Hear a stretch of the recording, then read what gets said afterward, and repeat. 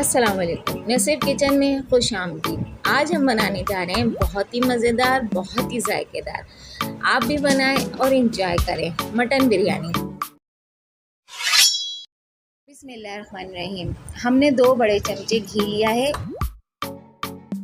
घी जब हमारा थोड़ा सा गर्म हो गया है तो हमने इसके अंदर 2 बड़े साइज़ की प्याज शामिल कर दी और प्याज को हमें थोड़ा सा डार्क ब्राउन फ्राई करना है। ये देखिए इस तरीके से। इसके अंदर 1 किलो मटन का गोश्त शामिल कर दिया।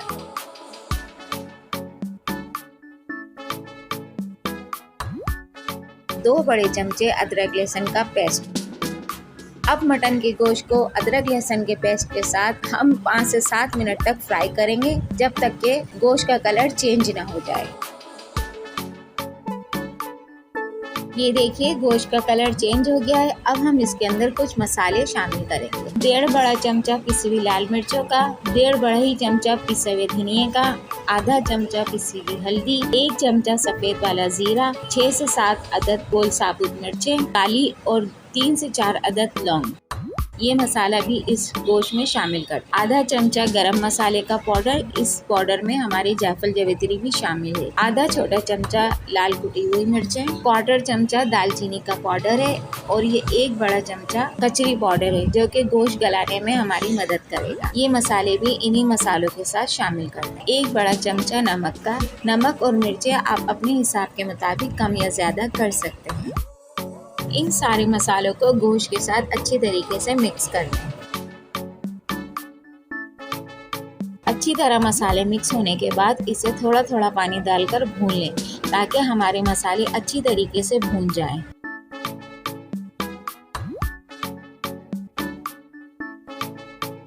जब हमारा मसाला गोश्त के साथ अच्छी तरीके से भून गया है तो फिर हमने इसके अंदर 4 बड़े साइज के टमाटर और बड़ी वाली हरी मिर्चें, जिसे हमने 2 हिस्सों में काट लिया है, वो भी अब इस टाइम पे शामिल कर दें। टमाटर और गोश्त को अच्छी तरीके से भून लें।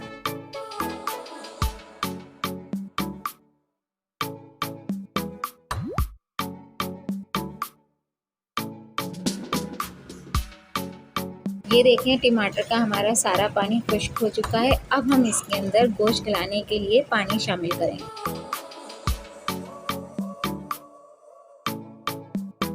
हमने गोश्त गलाने के लिए 2 गिलास पानी शामिल कर दिया है। अब हम इसे इतना पकाएंगे कि हमारा गोश्त गल जाए।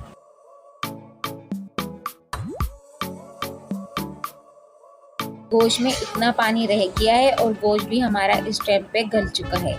बस हम अब चूल्हा बंद करके अगले स्टेप की तरफ चलते हैं।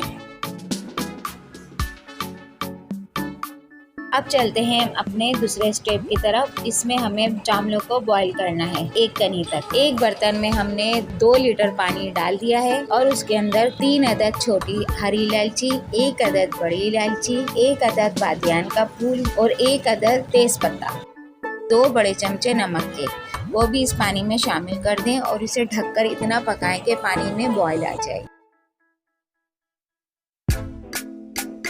ये देखिए हमारे पानी में अच्छी तरीके से उबाल आ चुका है। अब हम इसके अंदर जो हमने पहले से भिगोए हुए चावल थे 1 घंटा पहले, वो अब हम इस पानी में शामिल कर देंगे। हमारे चावल बनास्पति चावल है।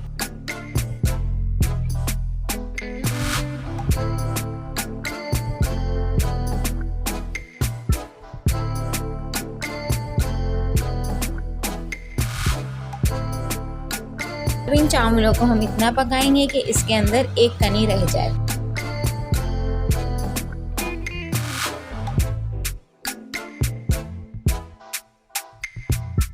जब हमारे चावल में 1 कनी रह गई है तो अब हम इन चावलों के पानी को अलग कर देंगे। अब चलते हैं हम अपनी रेसिपी के दूसरे हिस्से की तरफ।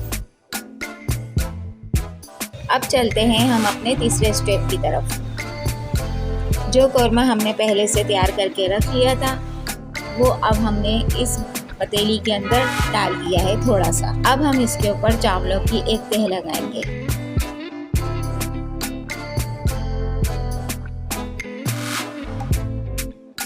इसी तरीके से हम फिर कौरमे को ऊपर चावलों पे डालेंगे और फिर चावलों की एक तह और लगाएंगे।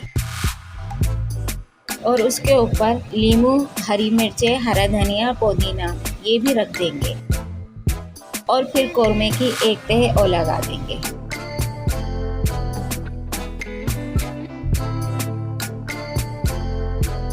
जब हमारी सबसे ऊपर वाली तह आ जाएगी तो फिर हमने इसके ऊपर ब्राउन वाली प्याज, नींबू, हरा धनिया, पुदीना, हरी मिर्चें,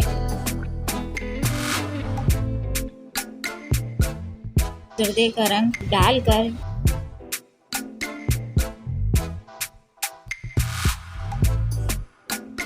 जर्दे के रंग के ऊपर हमने नींबू का रस भी डाल दिया है। अब हम इसे तकरीबन 10 से 15 मिनट के लिए धीमी आंच पर ढककर छोड़ देंगे। अब ये देखिए हमारी बहुत ही मज़ेदार और जायकेदार मटन बिरयानी घर में ही तैयार। जल्दी से जाइए और मटन बिरयानी तैयार कीजिए और एंजॉय कीजिए। हमारी मटन बिरयानी की रेसिपी आपको पसंद आई हो तो लाइक ज़रूर कीजिएगा और हमारे नसीब किचन को सब्सक्राइब करें। मिलते हैं आपसे अब अपनी अगली रेसिपी में। अल्लाह हाफिज़।